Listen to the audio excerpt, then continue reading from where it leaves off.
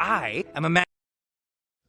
Don't forget to keep the eyebrows connected. They have to be connected all the time, meaning that they have to be adjusted on a curve.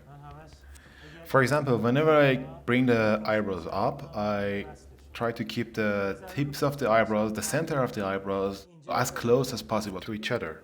There will be blocking for everything. So, for the neck, for example, in cartoony style, when the character gets afraid or gets shocked, the pupil of the eye should shrink a little bit in that exact moment.